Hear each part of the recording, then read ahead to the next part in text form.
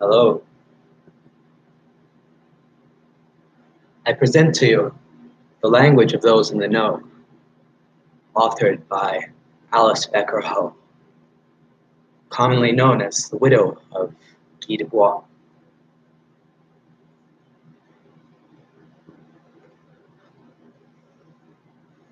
Debord is noted as writing in his autobiographical works, panegyric. We had several points of resemblance with those other devotees of the dangerous life who had spent their time exactly 500 years before us in the same city and on the same side of the river. Obviously, I cannot be compared to anyone who has mastered his art like Francois Villon, and I was not as irremediably engaged as he in organized crime. After all, I had not studied so hard at university, but there had been that noble man among my friends who was the complete equal of Brignon de Montaigne, as well as many other rebels who destined for bad ends. And there were the pleasures and splendor of those lost young hoodlum girls who kept us such good company in our dives and could not have been that different from the girls others had known under the names of Marion Leido or Catherine Beatrix and Billet. Now, here starts Alice Becker-Ho. Only with the creation of a new language did the criminals of the 15th century effectively organize an independent and unified practice. The term Orwa, a brotherhood of rogues, the name they gave to themselves, became fused later on with their language. This language is not simply discreet and defensive. It theorizes what is about to be done. It is already a project.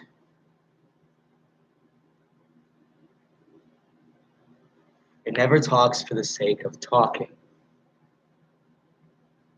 For those who can understand this language, every aspect it carries the permanent confirmation of their vision of the world.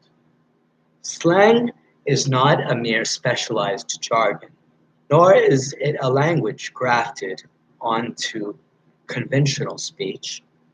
It is precisely the manifestation, as I have shown in L'essence du jargon, of an outlook exclusive to the so-called dangerous classes. If indeed we speak as we judge and we judge as we feel, quoted Alfredo Niceforo, Le Génie de l'Argot in 1912. Then the dangerous classes enjoy the superiority over ordinary people of having created out of nothing a speech which is artificial in form, but not arbitrary, and in which the meaning of words is divorced from the sound and image commonly attached to meaning by those languages in use, in current use.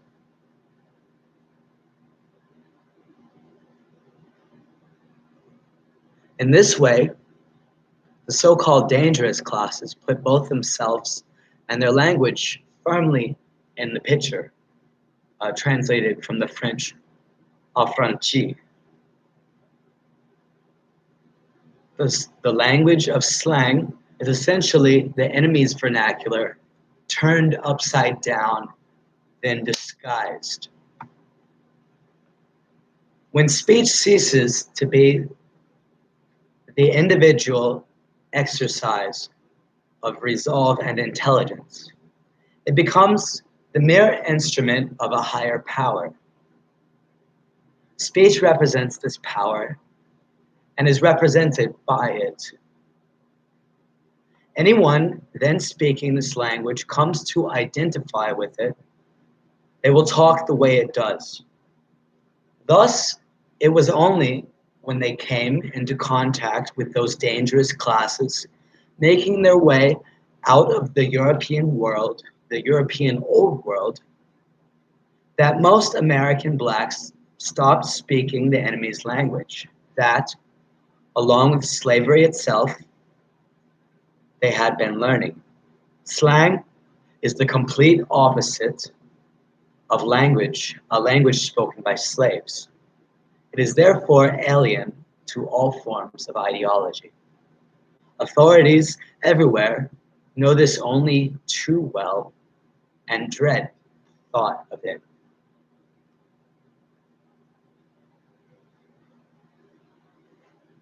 Being the true speech of those in the know because they have caught on, slang is also the only language that names and defines itself. It goes just as well by the names of Jobelin, Argot, Bijon, Cat, Janish, Javanite, Pidgin, Sabid, like Spanish saber, to know, or lingua franca,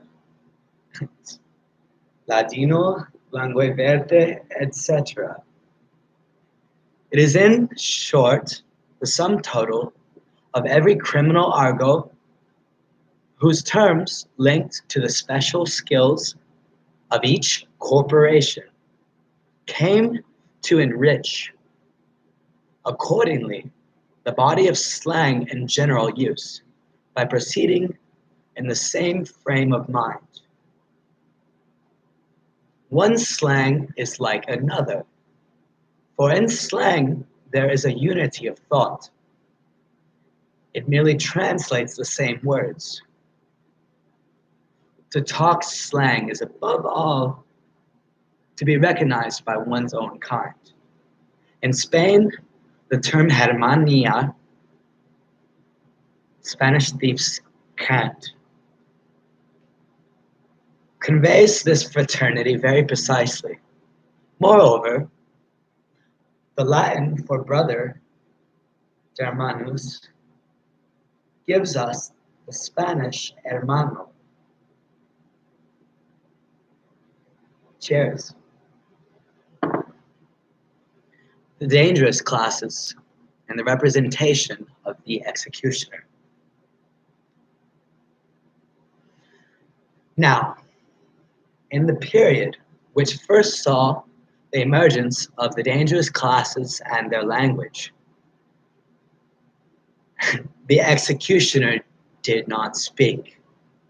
He merely got on with his work.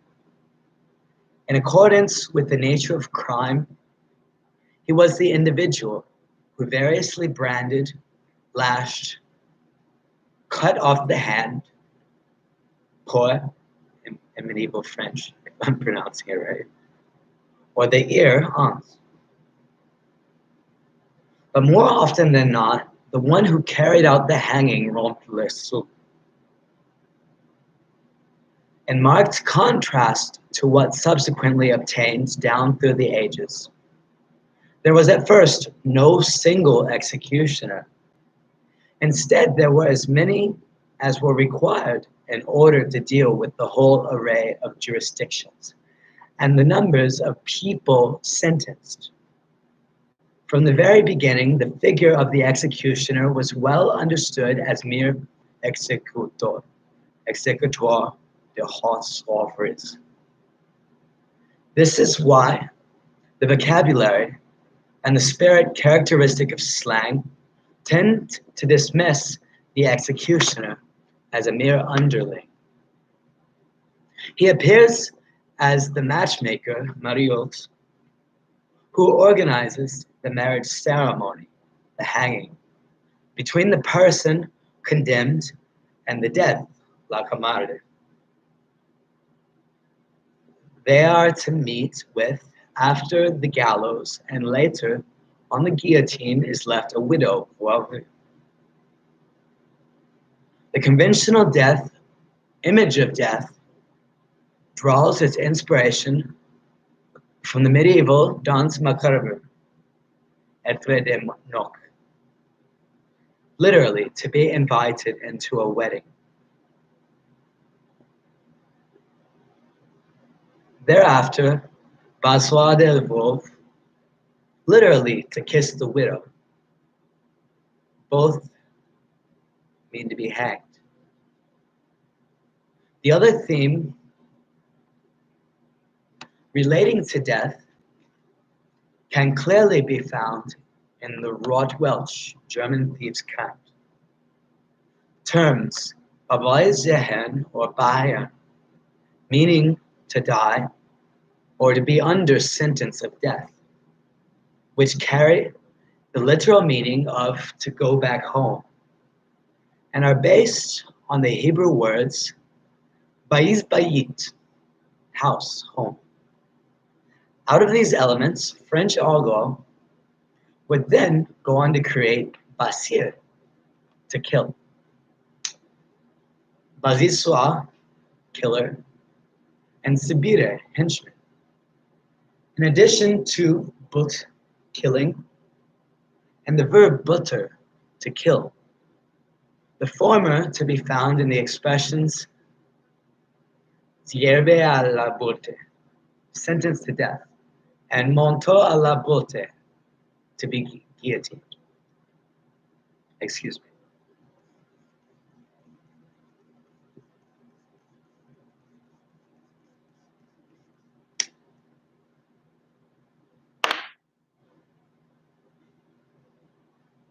One could compare this almost cheerful, verging on the relaxed conception of death to an endgame, where on the whole, the losers graciously accept defeat, thereby marking the brutal end of a life of adventure. Only with the coming of the French Revolution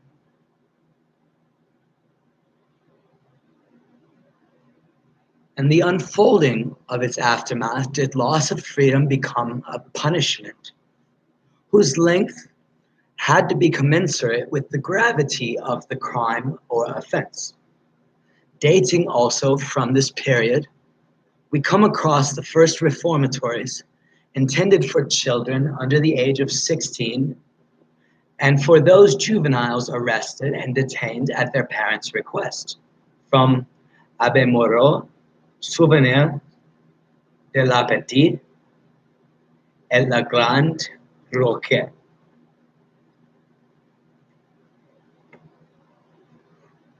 From that time on, the penitentiary would nearly always take the place of the executioner. What the crook gained in longevity, however, he lost many times over in happiness, with the maximum security wing seeing all to that. Escape from the slammer and break out are thus abiding dreams. At that time, the argot held sway over the steep little streets of Montmartre. You picked it up quickly from the rough bits of songs that managed to lend a certain mystique to military presence, which conferred on that sombre piece of slaughterhouse equipment known as the guillotine, a kind of social poetry that was very nurture to some youths.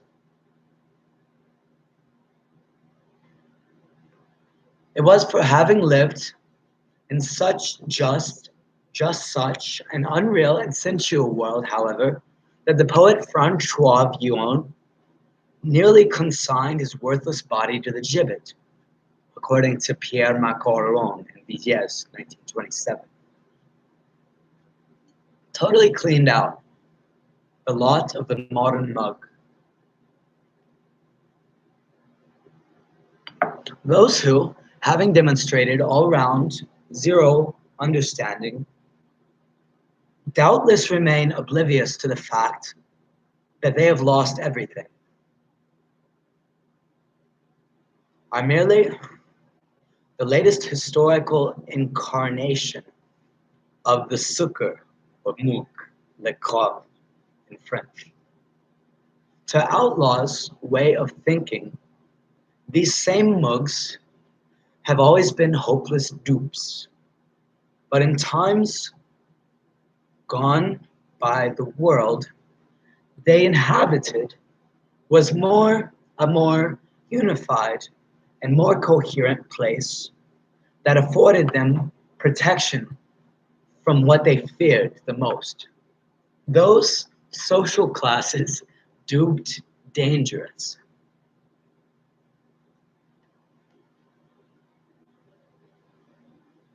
The figure of the executioner had been conjured up for their benefit and served to reassure them.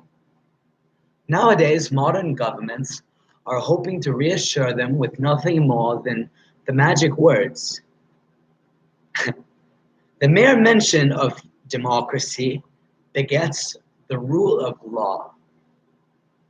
Through the agency of slang, communication took place all along at the expense of the goal, and his armed representatives. By reusing slang's methods to fit its own agenda, government plays with those who still had faith in it for fools.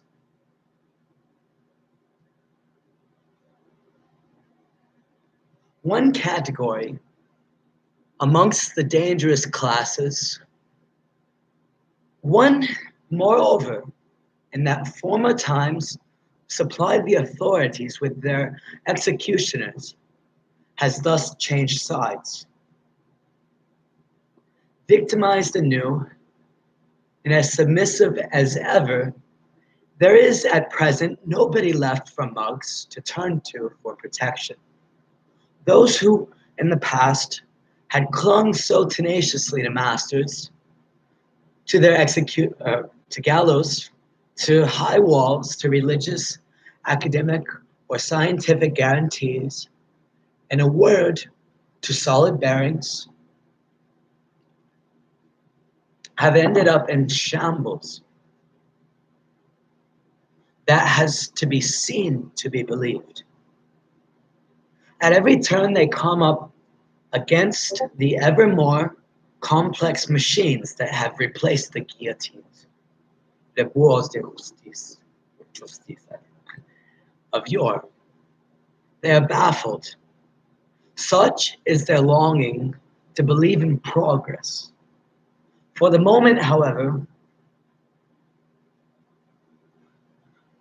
it is these machines that conduct the business of passing judgment, chopping off and executing.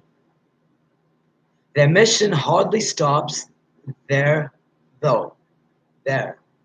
Machines establish, and for that matter, just as quickly modify any amount of criteria in line with the economic and political opportunities of the moment.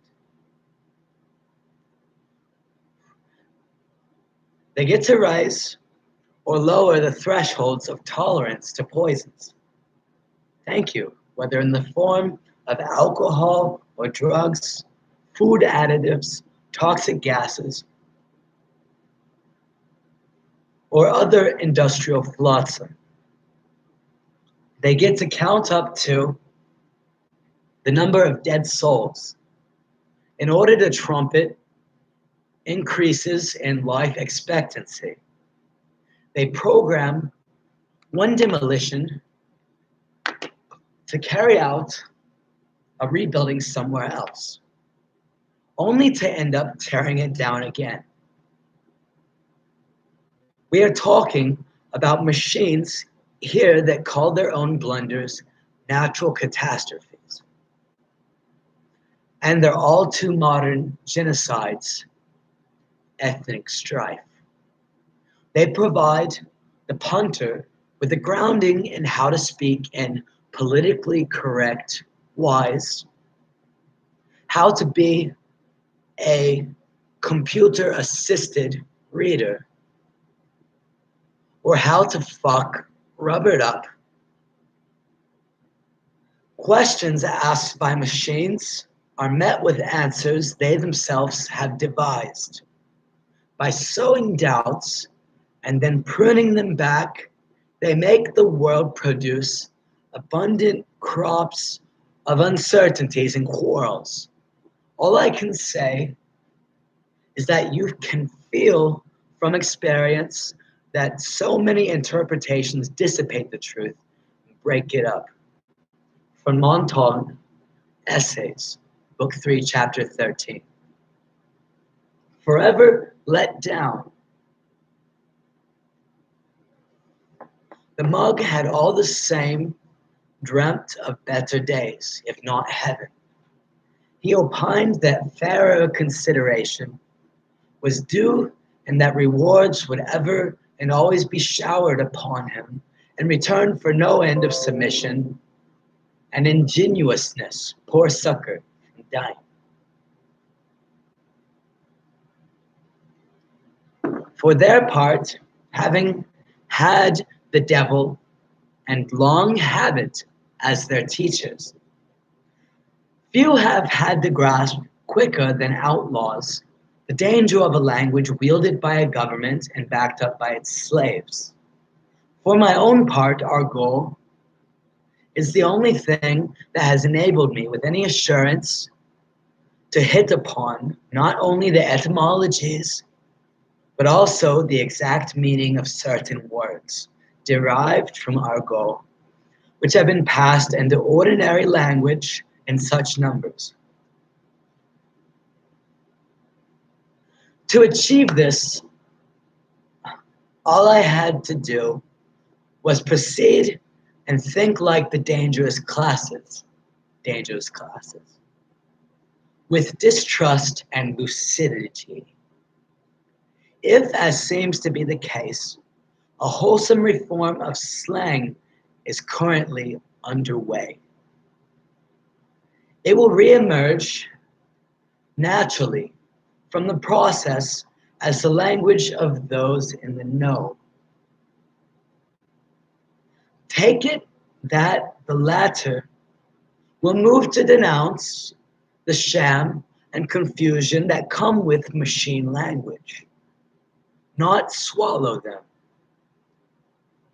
Given that these machines have zero knowledge of reality and regularly blow the fuses in circuits overloaded with contradictory bits of information, it will scarcely be a difficult task. As for the specialists who handle them, they will finish up the machine's cuckolds, just as the executioner was at one time called the widow's cuckold. Thank you, gratitude, and condolences to Alice Becker-Ho, commonly known as the Widow of Debord. Have a nice day.